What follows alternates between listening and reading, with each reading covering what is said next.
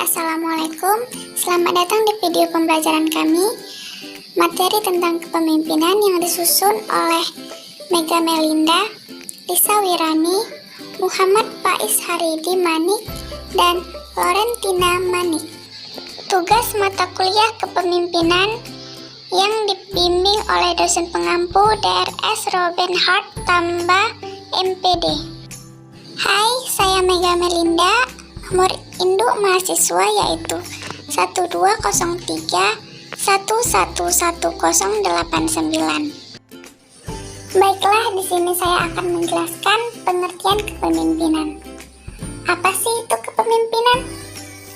Dan apa kualitas yang harus dimiliki oleh seorang pemimpin? Apakah dia harus menjadi sosok manusia yang ditakuti oleh banyak orang? Memberikan kesan bahwa dia adalah pahlawan super? Tidak semudah itu menjadi pemimpin. Bahkan, kepemimpinan punya seni dan caranya sendiri. Anda mungkin bisa menyuruh-nyuruh orang, tetapi itu tidak lantas menjadikan Anda pemimpin yang baik.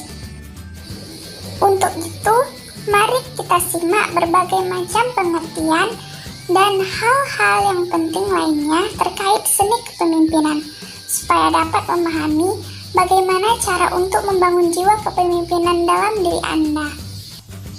Pengertian kepemimpinan. Secara umum, pemimpin adalah sebuah kemampuan yang terdapat di dalam diri seseorang untuk bisa memengaruhi orang lain atau memandu pihak tertentu untuk mencapai tujuan. Sementara itu, definisi pemimpin dalam Kamus Besar Bahasa Indonesia adalah orang yang memimpin. Jadi, pemimpin wajib memiliki kemampuan untuk memengaruhi atau memandu sekelompok orang atau pihak. Pengertian kepemimpinan menurut para ahli. 1. Menurut Stoner, kepemimpinan adalah sebuah proses dalam mengarahkan atau memengaruhi kegiatan terkait sebuah organisasi atau kelompok demi mencapai tujuan tertentu. 2. Menurut Sondang Pesyagian, kepemimpinan dapat diartikan sebagai kemampuan seseorang saat menjabat sebagai pemimpin organisasi tertentu dalam memengaruhi orang lain, khususnya bawahannya. Ini dilakukan supaya mereka mampu bertindak dan berpikir sesuai arahan tertentu supaya tujuan dapat tercapai dengan mudah. Nah, bagaimana? Sudah pahamkan apa pengertian dari kepemimpinan? Baiklah, materi selanjutnya akan dijelaskan oleh rekan saya, yaitu Lisa Wirani. Kepada Lisa Wirani dipersilahkan. Hai, nama saya Lisa Wirani. Nomor induk mahasiswa yaitu 1201111042. Di sini saya akan membahas tentang teori kepemimpinan. Apa saja sih teori kepemimpinan? Ada beberapa teori yang harus dipahami terkait kepemimpinan. Teori-teori tersebut adalah sebagai berikut. 1. Teori karakter. Teori karakter merupakan sebuah teori yang menitik beratkan karakter-karakter tertentu yang mampu menyukseskan kepemimpinan. Contohnya seperti karakter fisik, inteligensi, ketegasan, dan sebagainya. 2. Teori perilaku. Dalam teori perilaku dijelaskan mengenai beberapa perilaku yang mencerminkan karakter pemimpin. Perilaku tersebut terbagi menjadi dua. Yang pertama adalah job-centered, dan yang kedua adalah employee-centered. Job-centered adalah sifat kepemimpinan yang berfokus pada pekerjaan. Sementara itu, employee-centered merupakan berfokus pada kondisi para karyawan atau bawahan di sebuah proyek. 3. Teori kepemimpinan situasional. Teori yang dikembangkan oleh Hersey dan Blanchard ini memiliki titik berat pada kematangan para pengikut atau bawahan. Kesuksesan suatu tujuan bergantung pada matang tidaknya para bawahan. Maka, dari itu pemimpin diharapkan mampu menganalisis apakah para bawahannya sudah cukup matang atau belum. Nah, sekarang teman-teman sudah dapat menyimpulkan bahwa ada berbagai perbedaan pendapat terkait teori kepemimpinan. Namun, yang jelas, kepemimpinan yang sukses tidak hanya berlandaskan pada faktor pemimpin saja, tetapi juga para bawahannya.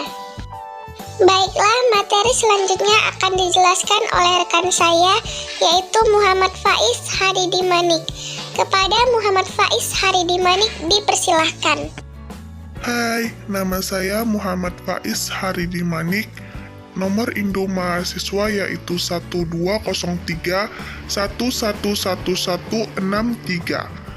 Di sini saya akan membahas tentang fungsi kepemimpinan dan macam-macam gaya kepemimpinan. Fungsi kepemimpinan. 1. Fungsi instruktif. Fungsi ini menempatkan pemimpin sebagai pengambil keputusan dan pemberi tugas terhadap bawahannya. Sementara itu, para bawahan bertugas untuk menjalankan segala instruksi yang diperintahkan oleh para pemimpin. 2. Fungsi konsultatif. Berbeda dengan fungsi instruktif, fungsi konsultatif sifatnya dua arah.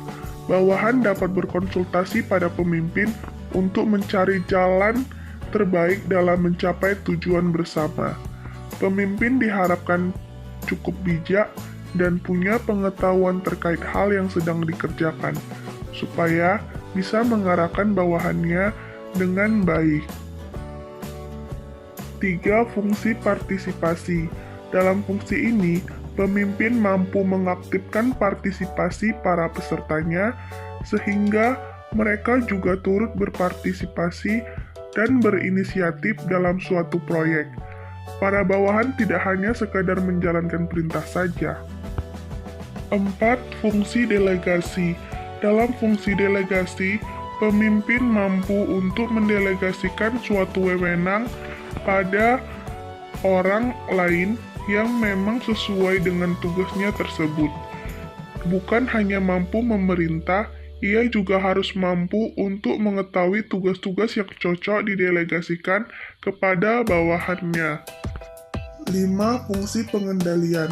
Fungsi pengendalian berarti pemimpin mampu untuk mengendalikan segala aktivitas bawahannya, agar efektif bertugas untuk mencapai tujuan dan tidak keluar jalur. Dalam menjalankan fungsi ini, dibutuhkan pemimpin yang tegas dan juga pemimpin yang teliti dalam mengamati bawahannya. Nah, selain fungsi kepemimpinan, ada juga macam-macam kepemimpinan. Apa aja sih macam-macam gaya kepemimpinan? Di sini saya akan jelaskan. 1. Kepemimpinan otokratis. Pemimpin dengan kepemimpinan otokratis merupakan pemimpin yang dominan dalam berbagai tindakan dan juga keputusan yang diambil. Kekuasaan pemimpin sangat mutlak dan hampir tidak ada celah untuk para bawahan memberikan masukan. 2. Kepemimpinan birokrasi. Kepemimpinan birokrasi biasanya diterapkan dalam kantor pemerintahan atau perusahaan besar yang sudah memiliki budaya kuat mengakar sejak lama. 3. Kepemimpinan partisipatif. Gaya kepemimpinan yang satu ini memberikan ruang bagi bawahan untuk berpartisipasi lebih dalam pembuatan sebuah keputusan. Pendapat bawahan didengarkan tentu bila memberikan pandangan baru dan sesuai dengan tujuan yang ingin dicapai. 4. Kepemimpinan delegatif. Pada gaya kepemimpinan delegatif, para bawahan diberikan kebebasan oleh para pemimpin. Maka dari itu, bawahan punya ruang untuk melakukan hal-hal sesuai dengan keyakinan mereka dan mampu mengambil keputusannya sendiri. Nah, itu adalah macam-macam gaya kepemimpinan. Baiklah, materi selanjutnya akan dijelaskan oleh teman saya, yaitu Laurentina Manik. Kepada Laurentina Manik dipersilahkan. Hai, nama saya Laurentina Manik. Nomor induk mahasiswa yaitu 1203 111167. Di sini saya akan menjelaskan materi tentang tujuan kepemimpinan dan sifat pemimpin. Apa aja sih tujuan kepemimpinan dan sifat pemimpin? Di sini saya akan menjelaskannya. Tujuan kepemimpinan. 1. Mencapai tujuan. Kepemimpinan merupakan sebuah hal yang dibutuhkan dalam perusahaan atau kelompok supaya tujuan dapat tercapai. Tanpa adanya satupun pihak yang berjiwa pemimpin, tujuan sulit untuk dicapai karena tidak ada sosok yang bisa dijadikan sebagai pegangan. 2. Memotivasi orang lain.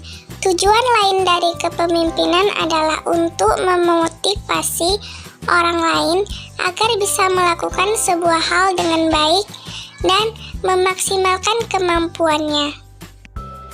Baiklah, materi selanjutnya tentang sifat pemimpin. Ada beberapa sifat yang mampu menjadikan seseorang sebagai pemimpin yang baik. Nah, apa sajakah sifat-sifat tersebut? Ini dia jawabannya.